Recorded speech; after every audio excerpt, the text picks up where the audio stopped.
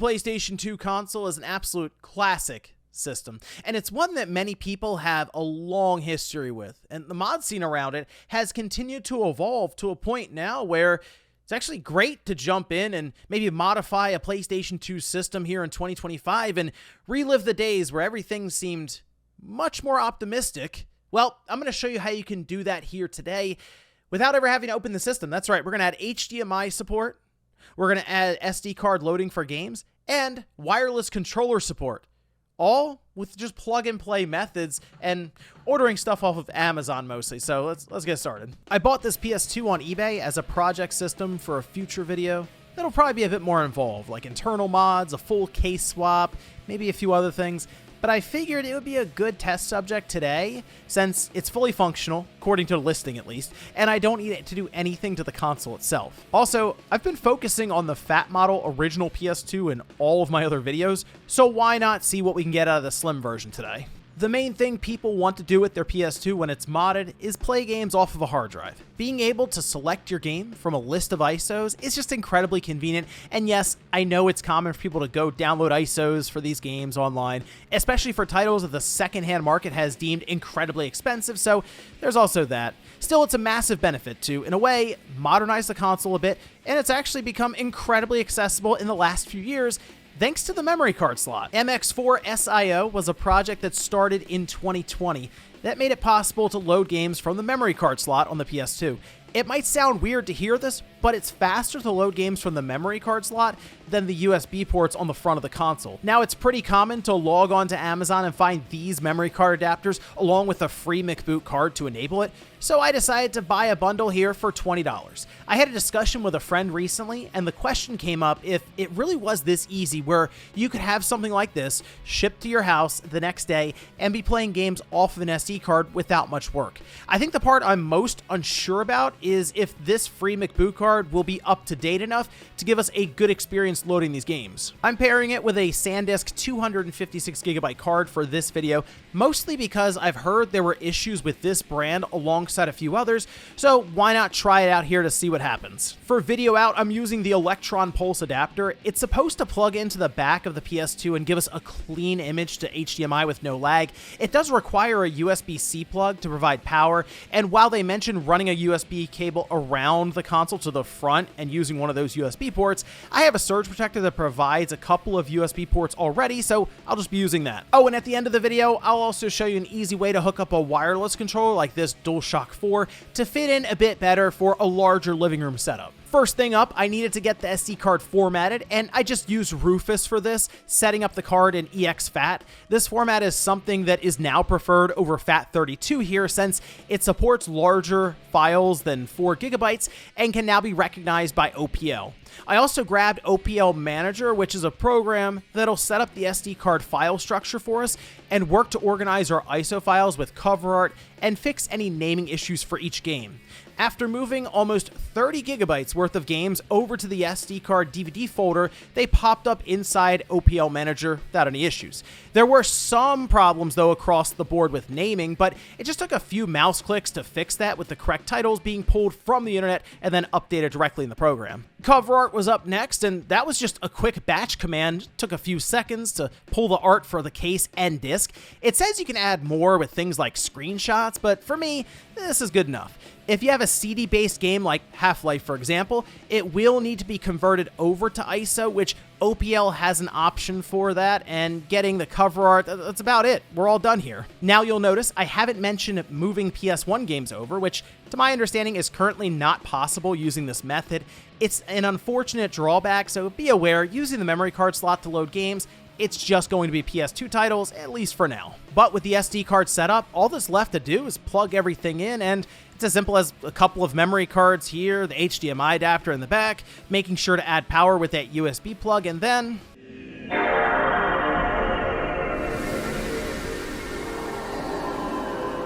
I mentioned before I was curious what version of OPL would be on this free McBoot memory card, and it looks like we're dealing with 1.2.0 beta 2081. That's dated July 5th, 2024. This should work fine with the EXFAT format that I used for the SD card. The video does look interlaced right now through that HDMI adapter, but it's important to note that the electron pulse will utilize the signal that's being sent by the console itself, so once in OPL, we can clean it up a bit for an HD TV. First though, I wanted to change the settings to use the MX4 card in block devices, so that way I can make sure everything is showing up correctly. And yeah, looks like the full list of games is showing up. From here, I went back to the settings and updated OPL, enabled cover art to be shown, and set the resolution for the menu to 720p, which made things look much better. Saving the settings to the memory card makes this all a one-time setup, and this will end up being the screen I'll see on startup from now on.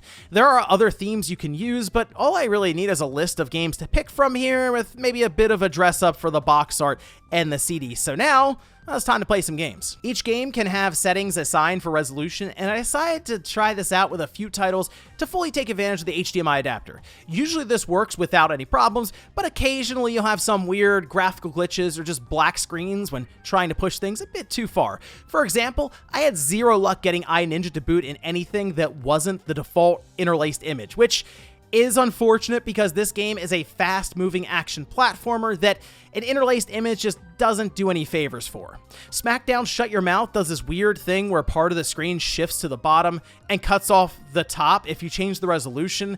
I guess it's not too surprising since neither game supports progressive scan normally. 720p for Hulk Ultimate Destruction gave me a stretched image like this, so I decided to mostly default games to 480p.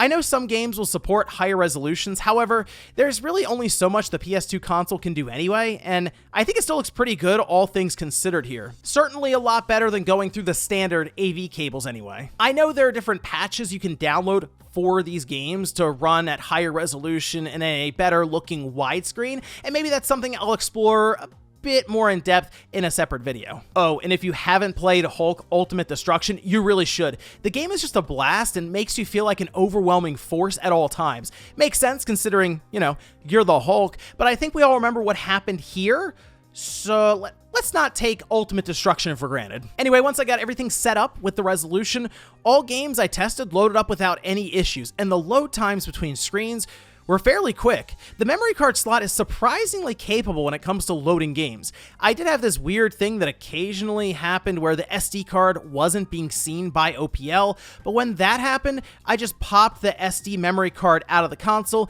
and reinserted it, and then everything showed up. Could be an issue with the MX4 SIO card that I got from Amazon, since I'm sure the quality of these cards vary wildly. This was the first time that I used the Electron Pulse adapter for HDMI out on the PS2, and I have to say, I thought it was pretty good. Now, in terms of the image quality, it is pulling from the port on the back of the system, so there's only so much it can do, as opposed to opening up the system and soldering a bunch of cables to pull directly from the source. But for something that's plug and play, I think fairly priced, it's good. Also, I didn't have any noticeable lag or issues with input, so what I'll do here, though, is just give you some uncut footage with audio included so you can gauge for yourself.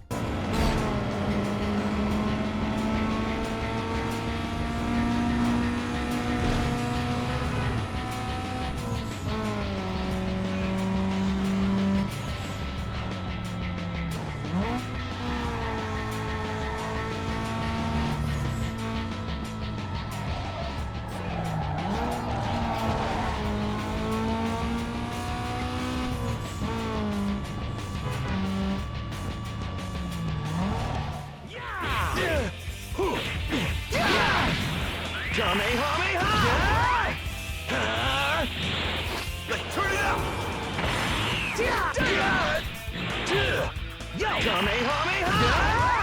You're going down!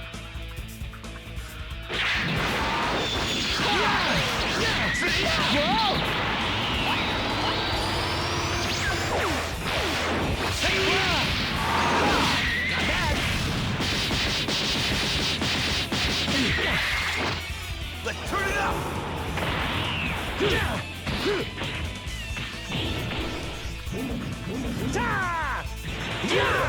Not bad!